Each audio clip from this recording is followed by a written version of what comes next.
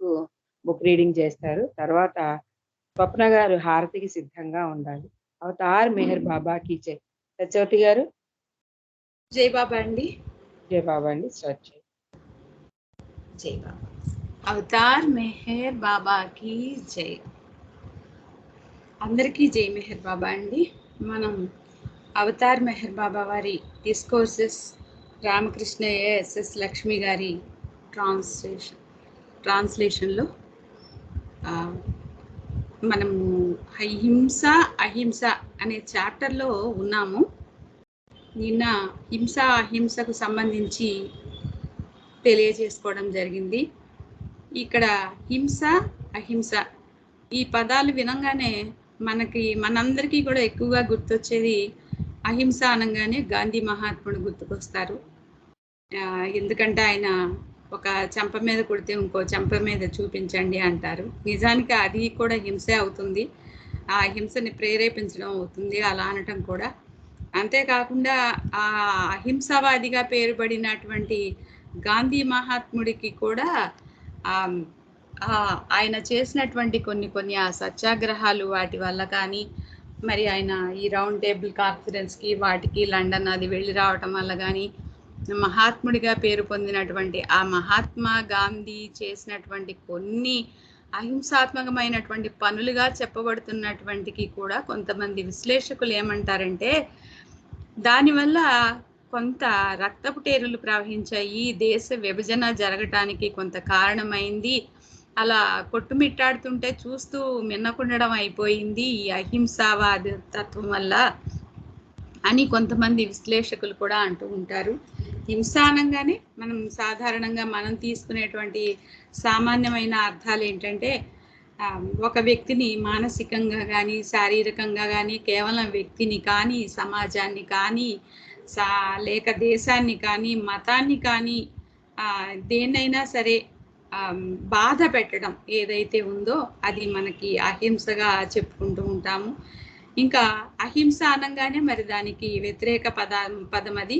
అహింస అనగానే ఎట్టి పరిస్థితుల్లోనూ దేనిని ఎవరిని ఎక్కడ శారీరకంగా మానసికంగా బాధ పెట్టకుండా ఉండడమే అహింసగా మనం తీసుకునేటువంటి అర్థాలు హింస అహింస అనేటువంటి పదాలు. అయితే మనము ఆధ్యాత్మిక అవగాహన నిబంధనలకి అతీతంగా వీటిని తీసుకోవాల్సి వచ్చినప్పుడు వాటిని ఏ సందర్భంలో ఎక్కడ ఎలా ఉపయోగించడం అనేది జరిగింది. అయితే అన్ని సందర్భాల్లోనూ హింస అహింస అనే పదాలు ఎక్కువగా వాడబడుతూ ఉండేటువంటి మాటలు ఈ రెండు మాటలు కూడా. అయితే వాటిని ఎప్పుడు ఎక్కడ ఎలా తీసుకోవాలి ఆధ్యాత్మిక అవగాహన కోసం కొన్ని సూత్రాల్ని సూత్రీకరిస్తూ ఉంటారు. మరి ఇప్పుడు ఇంతకు ముందే మనం మహాత్మా గాంధీ చెప్పినట్టు, కానీ వాటికి కూడా ఆ నిబంధనలకి ఆ సూత్రాలకు కూడా అతీతంగా తీసుకోవాల్సి వస్తుందని తెలియజేసుకోవడం అనేది జరిగింది.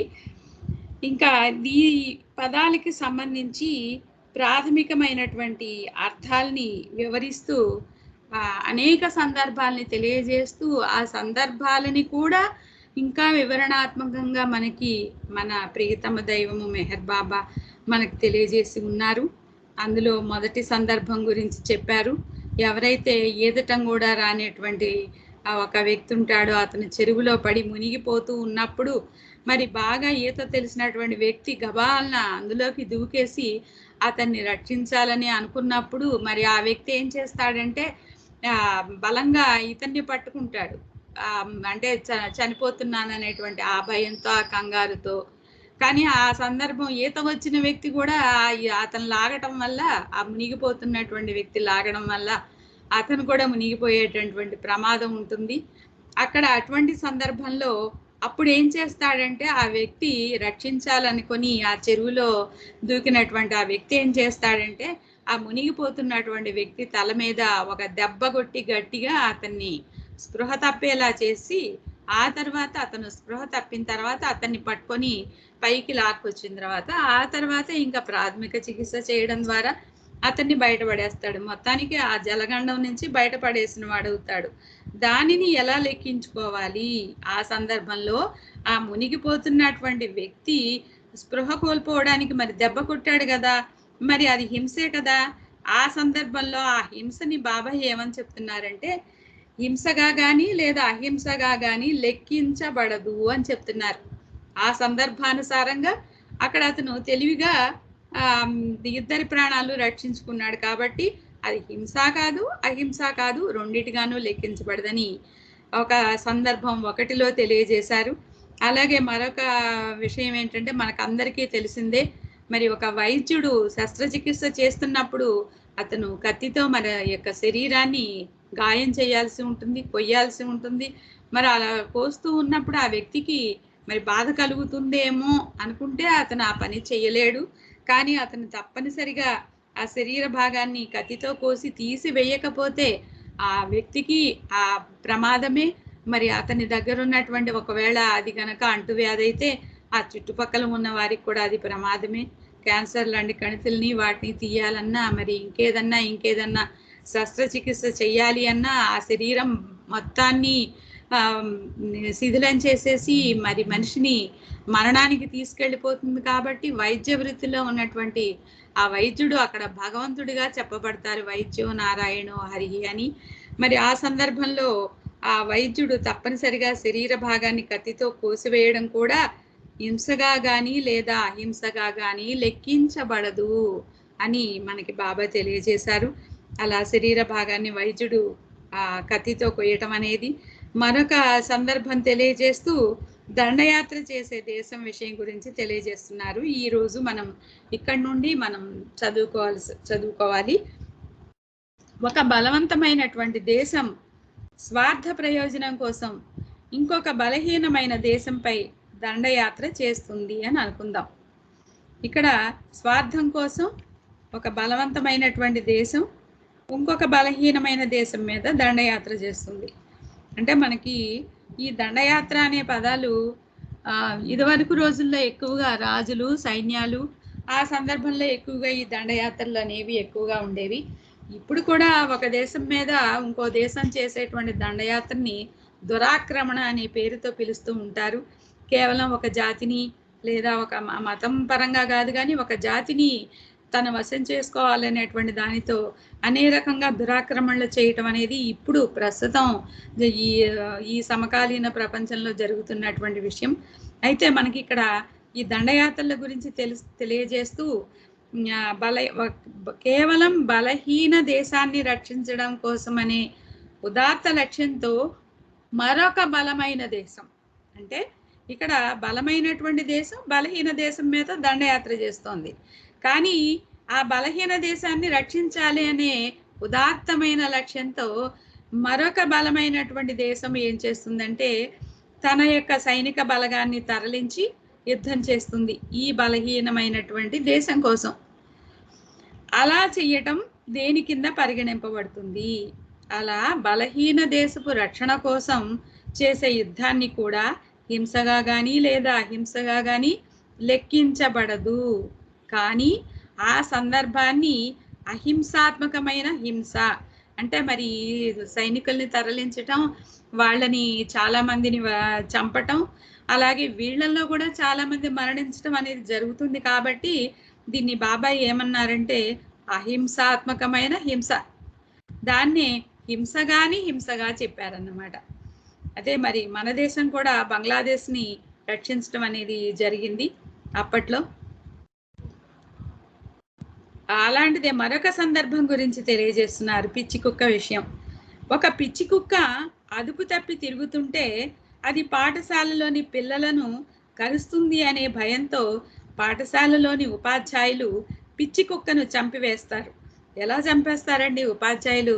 అది నిజంగా ఆలోచిస్తే కష్టమే కదా. అది అతని దగ్గర ఉండాలి కదా, ఏమన్నా ఒక మారణాయుధం లాంటిది ఏమన్నా ఉండాలిగా ఆ పిచ్చి కుక్కను చంపేయడానికి.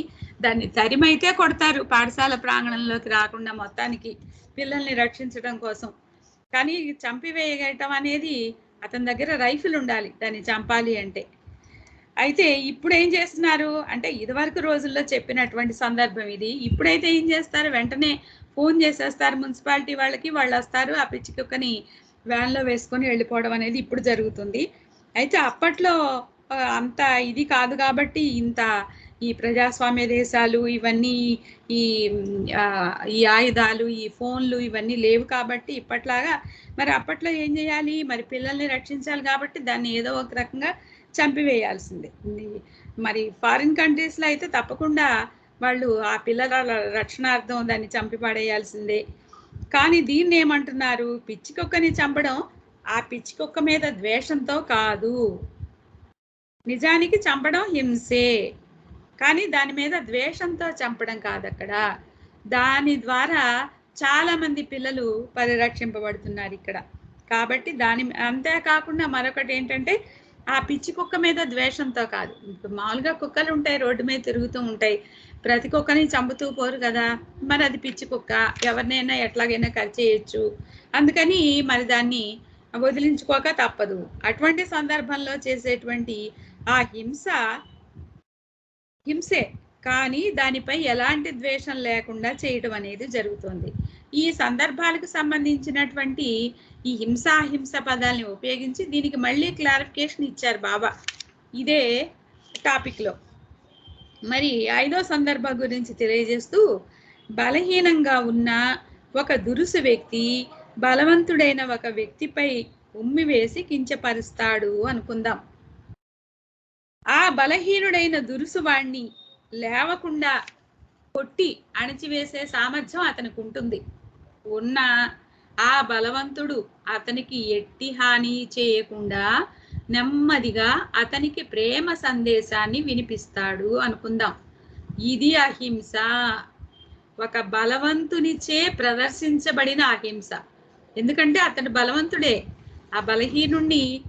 ఆ బలహీనుడేమో దేనితో? అతనికి దురుసు వ్యక్తి అన్నమాట.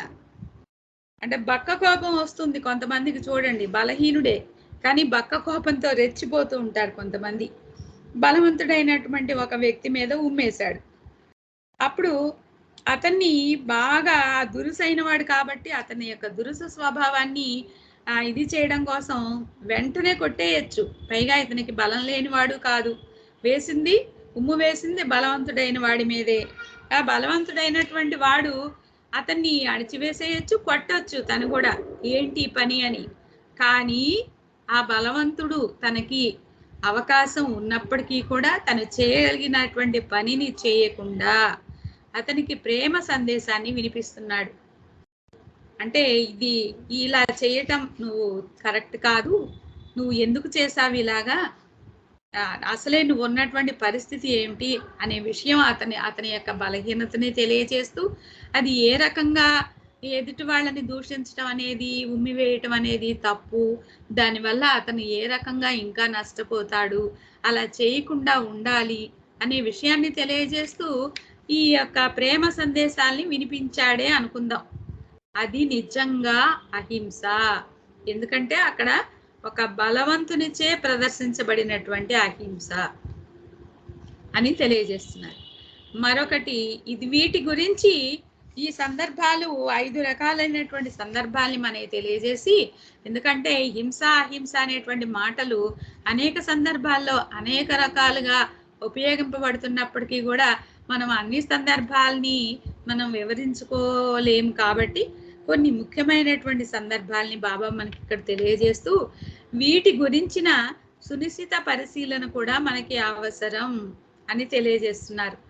ఆ సునిశ్చితమైనటువంటి పరిశీలన గురించి తెలియజేస్తూ, ఈ పైన వివరింపబడినటువంటి మొట్టమొదటి 3 సందర్భాల వల్ల మనకి తెలియజేసింది ఏంటంటే, అక్కడ ఒక సందర్భాన్ని బట్టి అది హింస అహింస అని తేల్చి చెప్పాలంటే ఆ సందర్భానికి సంబంధించిన అన్ని వివరాలను లోతుగా సునిశ్చితంగా పరిశీలించాలి. అంతేకాకుండా ఆ సందర్భంలో వారు చేసినటువంటి ఆ చర్య వెనక ఎలాంటి అభిప్రాయం ఉందో గుర్తించాలి. ఏమిటి మొట్టమొదటి 3 సందర్భాలు అంటే, ఇందాక మనం చెప్పుకున్నట్టుగా మునిగిపోయే వ్యక్తిని రక్షించడం, దానికోసం అతనికి స్పృహ తప్పడానికి ఒక దెబ్బ కొట్టాడు, అది మరి హింస. అయితే అతను కోపంతో కొట్టాడా లేకపోతే రక్షించడానికి కొట్టాడా, ఇలాంటి విషయాలన్నీ కూడా సునిశ్చితంగా పరిశీలించాలి. మరొక సందర్భం ఏంటి, శస్త్రచికిత్స చేసేటువంటిది, అతను ఆ కత్తితో అతని యొక్క రోగి యొక్క శరీర భాగాన్ని కత్తితో కోయడం అనేది ద్వేషంతో చేసిన పనా, లేకపోతే అతన్ని రక్షించడం కోసం, అతనికి మంచి ఆరోగ్యాన్ని కలుగజేయడం కోసం చేశాడా, లేకపోతే ఇంకేదన్నా లోపల దుర్బుద్ధి పెట్టుకొని ఆ అవసరం లేకపోయినా శస్త్రచికిత్స చేశాడా, శస్త్రచికిత్స లేకుండా చేయగలిగినటువంటి అవకాశం ఉన్నా కావాలని కత్తితో కోసాడా? ఇలాంటి విషయాలన్నీ కూడా సునిశ్చితంగా ఆ చర్యల వెనక ఉన్నటువంటి ఆ సందర్భాల్ని పరిశీలించాలి అని తెలియజేస్తున్నారు ఆ 3 సందర్భాల్లోనూ కూడా. ఇంకా ఆ తర్వాత చెప్పిన 2 సందర్భాల్లో హింస లేదా అహింస కనబడుతున్నా కొన్ని ఇతర కారణాల వల్ల హింస లేదా అహింస అనే పదాలకు వాటికి భిన్నమైన అర్థాన్ని చూపిస్తున్నాయి. ఎందుకంటే వాటిని ఏమన్నారు తర్వాత, ఈ దండయాత్ర చేసే దేశం విషయం గురించి, పిచ్చి కుక్క విషయం గురించి, అలాగే బలహీనంగా ఉన్న వ్యక్తి ఉమ్మి వేసినప్పుడు బలవంతుడైనటువంటి వ్యక్తి అయినప్పటికీ కూడా అతనికి సర్ది చెప్పి అతన్ని ఏమీ చేయకుండా వదిలేయటం అనేటువంటి ఈ 2 పరిస్థితులు ఉన్నాయే, ఈ 2 పరిస్థితుల గురించి ఏమంటున్నారు? ఇక్కడ హింస లేదా అహింస కనబడుతున్నా కొన్ని ఇతర కారణాల వల్ల హింస లేదా అహింస అనే పదాలకు వాటికి భిన్నమైనటువంటి అర్థాన్ని చూపిస్తున్నాయి అని తెలియజేస్తున్నారు. ఇప్పుడు ఈ సందర్భాలన్నిటినీ కూడా మళ్ళీ సమీక్షిస్తున్నారు.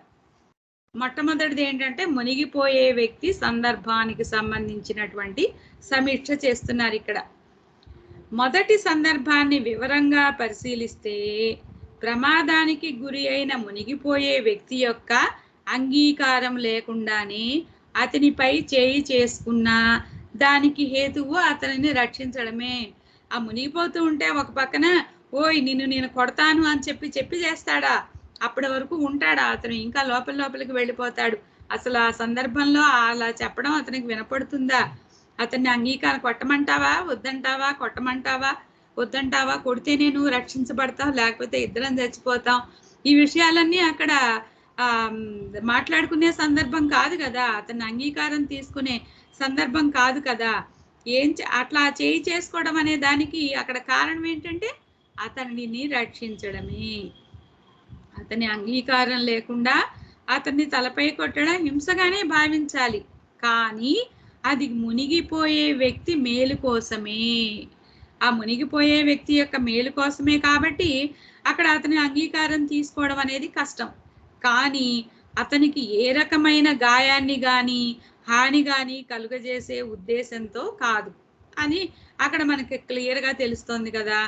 అందువలన దానిని హింసగా పరిగణించరాదు.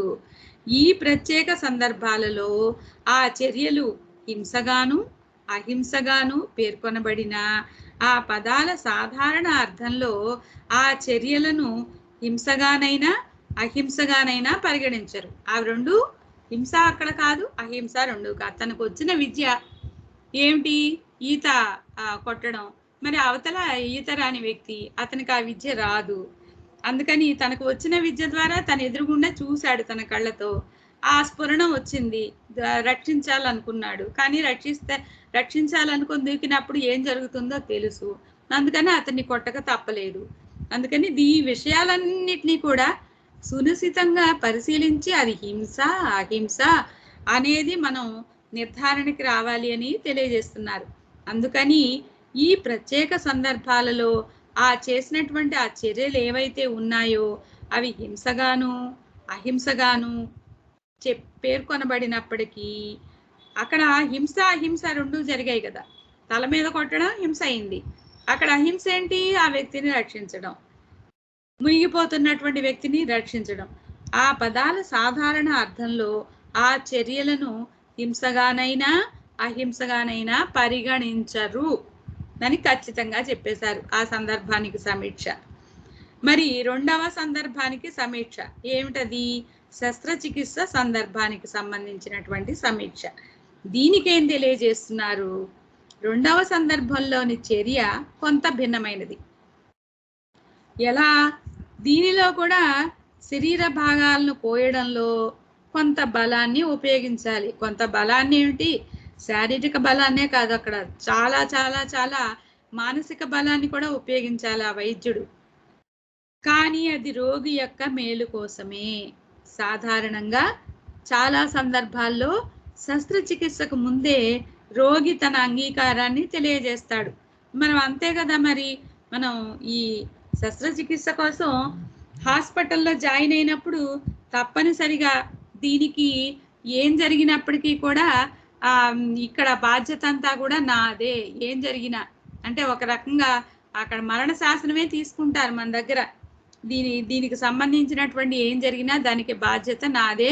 నేను పూర్తిగా అంగీకరించి దానికి ఏం జరిగినప్పటికీ కూడా అంగీకరించే ఈ శస్త్రచికిత్సకు నేను ఒప్పుకున్నానని అక్కడ డిక్లరేషన్ తీసుకున్న తర్వాతే శస్త్రచికిత్స చేయబడుతుంది కదా.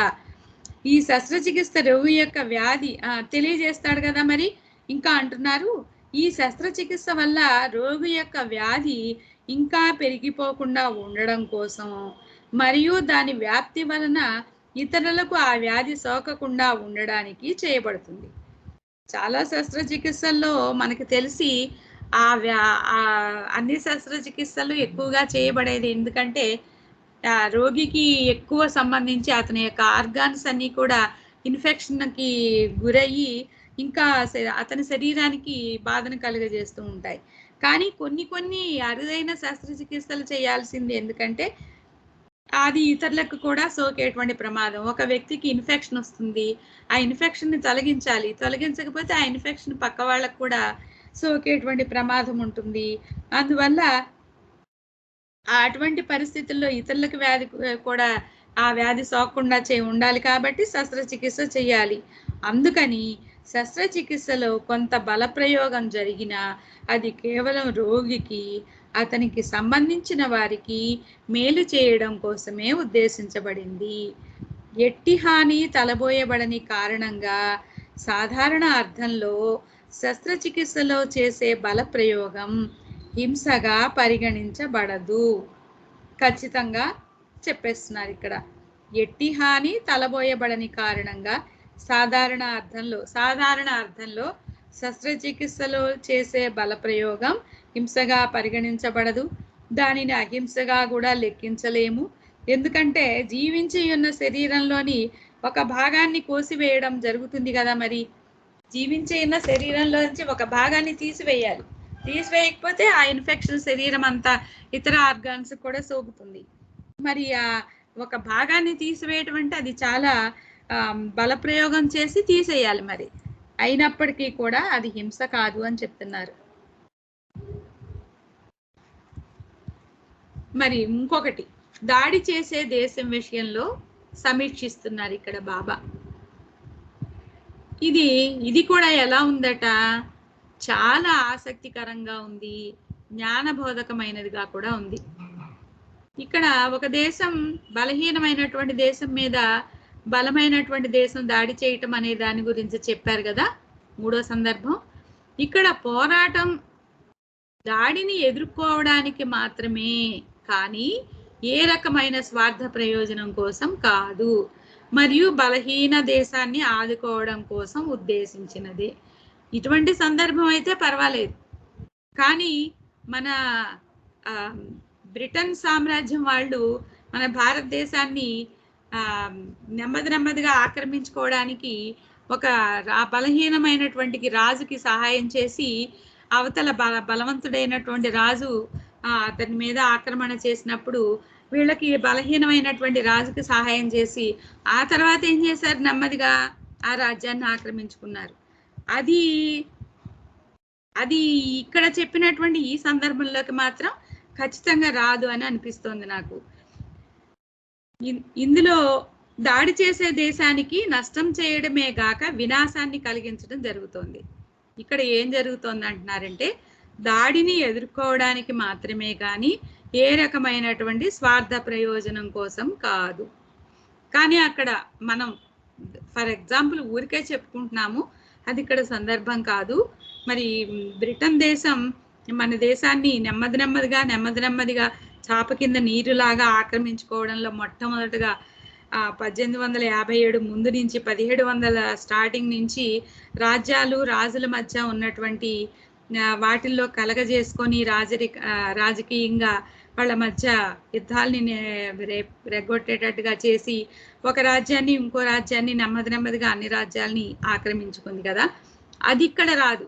ఇక్కడ ఏ రకమైన స్వార్థ ప్రయోజనం కోసం కాకుండా కేవలం బలహీనమైన దేశాన్ని కాపాడటం కోసం మాత్రమే చేసినటువంటి దాడి. అప్పుడు ఏమవుతుందంటే దాడి చేసే దేశానికి నష్టం చేయడమే కాక అక్కడ వినాశనం కూడా కలిగింది కదా. ఆ బలవంతమైనటువంటి దేశం బలహీనమైన దేశం మీద దాడి చేసింది, మరొక బలవంతమైనటువంటి దేశం ఆ రాజ్యం మీద దండయాత్ర చేసింది, అంటే బలహీనమైన దేశానికి సహాయపడింది. అందువల్ల ఆ దాడి చేసే దేశానికి నష్టం జరిగింది. బలహీనమైనటువంటి దేశానికి స్వార్థ ప్రయోజనం లేకుండా చేసింది కాబట్టి ఇక్కడ లాభమే కలిగింది. కానీ మరి అవతల దాడి చేసిన దేశానికి నష్టం కలిగింది కదా. అది ఏ ఉద్దేశంతో దాడి చేసిందో దానికి వినాశనం కలిగింది కదా. ఇందులో ఆ దేశం యొక్క ఆమోదం లేకపోవడమే కాక ఆ దేశం యొక్క అభిమతానికి ఇష్టానికి వ్యతిరేకంగా ఆ చర్య చేయడం అవుతుంది. అంటే ఇంతకు ముందు మనం చెప్పుకున్నట్టుగా శస్త్రచికిత్స విషయంలో రోగి యొక్క అంగీకారాన్ని తీసుకొని అక్కడ శస్త్రచికిత్స చేయడం జరిగింది. కానీ ఇక్కడ ఆ దేశానికి సంబంధించినటువంటి ఆమోదం తీసుకోవడం జరగల. ఆమోదం తీసుకునేంతటువంటి అవకాశం ఉండదు. అటువంటి పరిస్థితుల్లో అతని ఇష్టానికి వ్యతిరేకంగా ఆ చర్య చేసింది. దానివల్ల అయినా ఈ సందర్భంలో హింస అనేది జరిగినట్లు భావించము అని ఖచ్చితంగా చెప్తున్నారు. ఆయన ఈ సందర్భంలో హింస అనేది జరిగినట్లు భావించం. జై బాబా.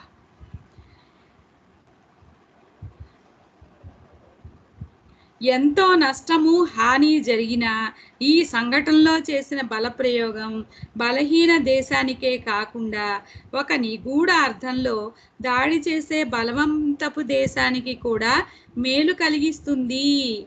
ఇక్కడ బలహీన దేశానికే కాకుండా ప్రయోజనం ఒక నిగూఢ అర్థంలో, నిగూఢ అర్థం అంటే అది ఆధ్యాత్మిక అర్థం కాదు, ప్రయోజనం అయి ఉండొచ్చు అని అనుకుంటున్నా. బలవంతపు దేశానికి కూడా మేలే. ఎలా? దాడిని త్రిప్పికొట్టే ప్రయత్నం ద్వారా బలహీన దేశాలపై దాడి చేసి వాటిని వాడుకోవాలని బలవంతపు దేశాల స్వభావాన్ని ఆధ్యాత్మికంగా చెప్పాలంటే ఒక రుగ్మత లేదా బలహీనతను క్రమేణా నివారించుకుంటుంది. ఒక జాతికి సంబంధించినటువంటి ఈ దాడి చేయడం అనేది కరెక్ట్ కాదు అనేటువంటి ఒక ఆధ్యాత్మికంగా కూడా ఈ రుగ్మత, ఈ బలహీనత కరెక్ట్ కాదు అనే విషయం నివారించబడుతోంది ఇక్కడ. ఈ విధంగా ఈ హింస నిజంగా హింస కాదు, దానిని అహింసాత్మక హింసగా చెప్పవచ్చును. అహింసాత్మక హింస, హింస కాని హింస.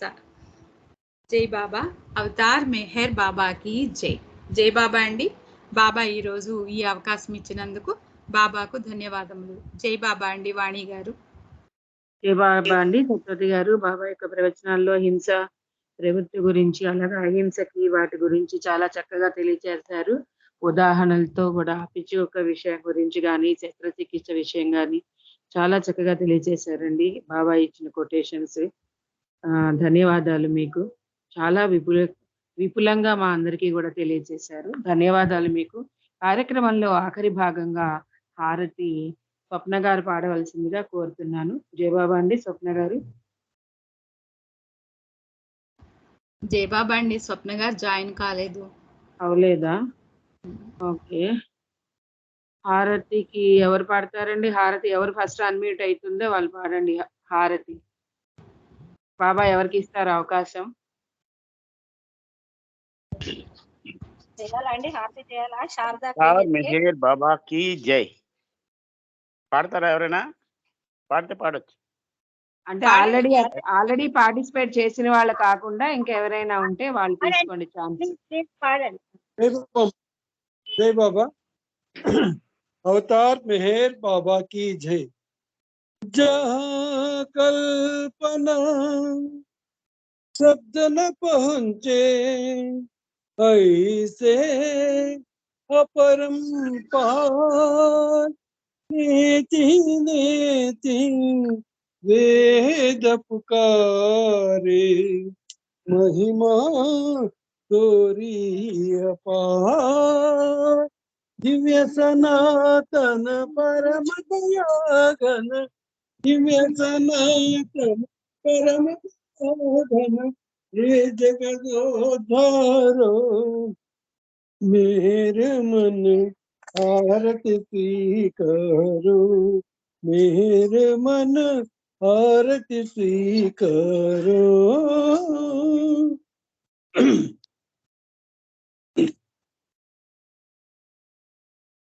धूप दीप चंदन चरचाना, भोग लगाना फूल चढ़ाना, तुम राही तुमको लौटाना, काहे बढ़ाई करूं मेरे मन आरती स्वीकारो, मेरे मन आरती स्वीकारो।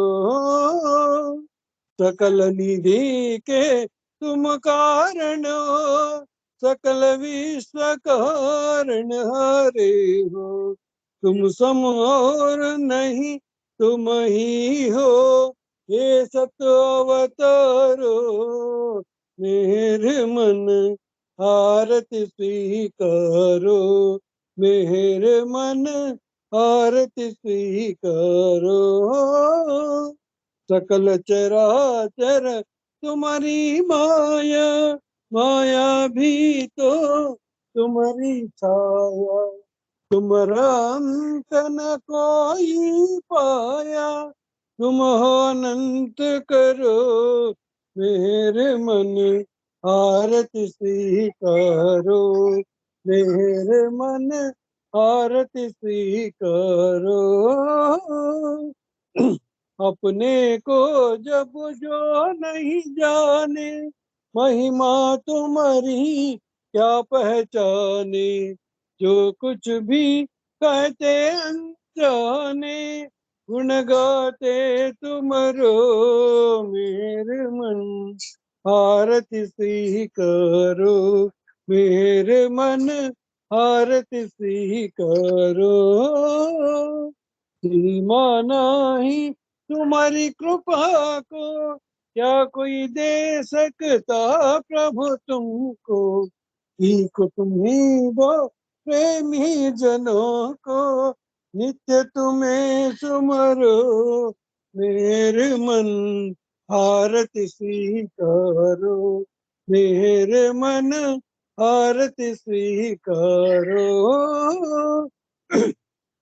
दिव्य सनातन परम दयाघन, दिव्य सनातन परम दयाघन, हे जगदोद्धारो मेरे मन आरती स्वीकारो, मेरे मन आरती स्वीकारो।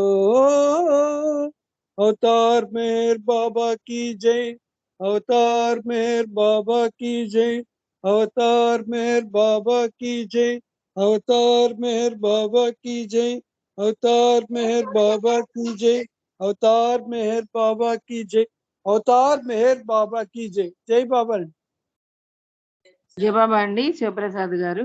మీకు जय बाबा।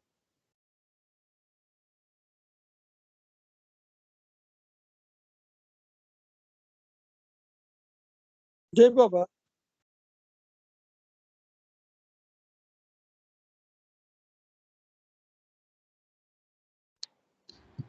జై బాబా అండి వాణి గారు. జై మెహర్ బాబా. మీరు మ్యూట్ లోకి వెళ్ళిపోయారు. అవతార్ మెహర్ బాబా కి జై. అందరికి జై బాబా అండి.